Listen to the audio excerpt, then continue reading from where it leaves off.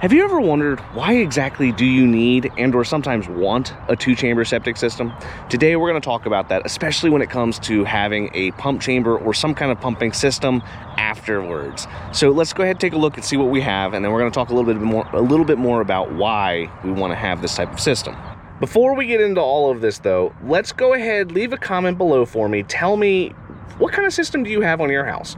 Do you have a 2-chamber tank? Do you have a 1-chamber tank? Do you even have a septic tank at all? Leave your comment below and let's talk about it in the comments. As we can see here, we have ourselves the inlet side of the tank. This is going to be our inlet baffle right there. The back side is over here. This is a 2-chamber system with manhole risers front and back. There's our partition in the middle right here. That's going to keep a majority of the debris from reaching here.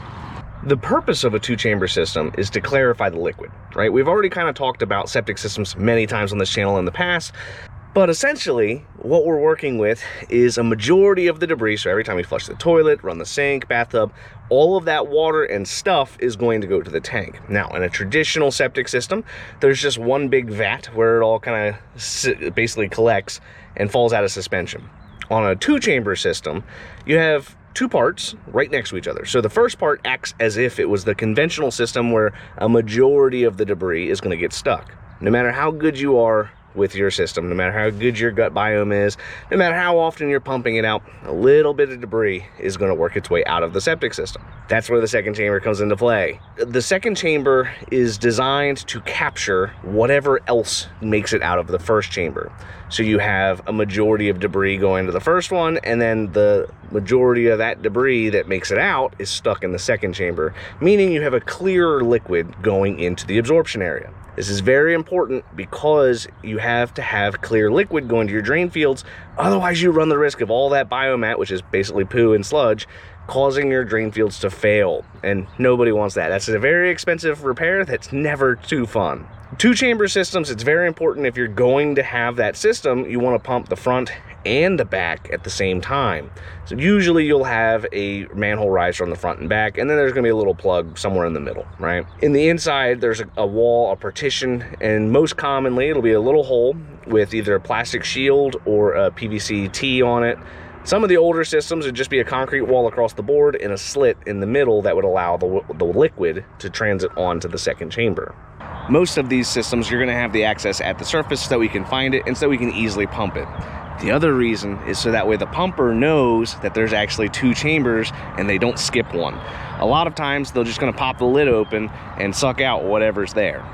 What I mean by this is if you only have this part open or accessible at the surface, but this one doesn't exist, unless the guy looks in the hole and sees the partition in the middle, he's not going to know that this part is there. He's just going to open the lid, throw the hose in, suck all the stuff out of the front chamber, and completely ignore the back chamber. That's going to completely ruin the entire purpose of this system. It negates the entire principle. It makes it to where it's not going to be able to do its job because now you have more solids in the second chamber than you do the front chamber, and that's never enjoyable.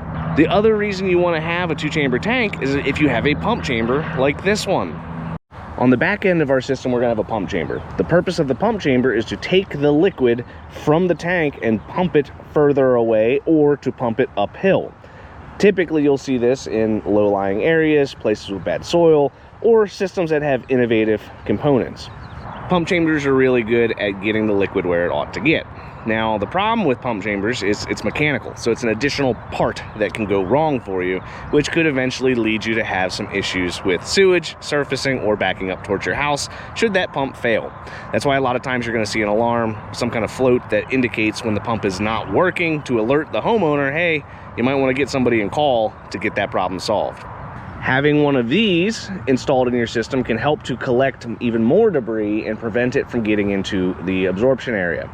So we already have our 2-chamber tank. So we have the front and the back, the partition in the middle. So this captures a majority. This captures a majority of whatever gets out of the front one. And then this little guy will actually go into the baffle, which is right there. And it will capture all the extra stuff that makes it from the first to the second, and then from the second to the third, which would be our pump chamber. Effluent filters are great, and you're starting to see them a lot more commonly on new construction. The purpose of them is to help clear up the liquid.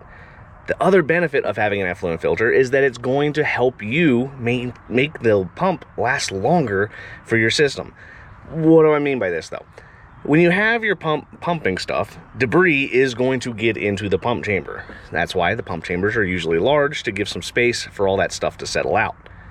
Let's just say that you're flushing feminine products, plastics, cigarette butts, or any kind of flushable wipe, and it gets into that pump chamber. Guess what? Now you can bind up the pump, which can cause a lot of problems for you. That particular effluent filter is a Zabel filter. They're great. They slide right into the PVC back baffle, and as long as you clean them every year or two, you'll be fine. Most commonly, we try to advise people to clean them every 6 to 12 months to avoid any potential clogging, because its job is to clog. And if it's clogging too often, that means you either A, need to pump it out more, B, you're using way too much water, or C, you just got to clean it. Most pump chambers don't have any additional filters, so once the water from the tank gets to the pump chamber, whatever's there is going up to the drain field, sand mount, or whatever type of system you have.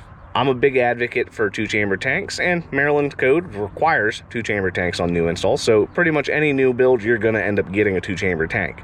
But if your state doesn't have that requirement, leave a comment below. What kind of system do you have on your property? Anywho, I hope you found this useful. I hope you enjoyed this. If you did enjoy this, make sure you hit that like button, hit subscribe. I have videos posted every day in the world of well and septic. Until next time, guys.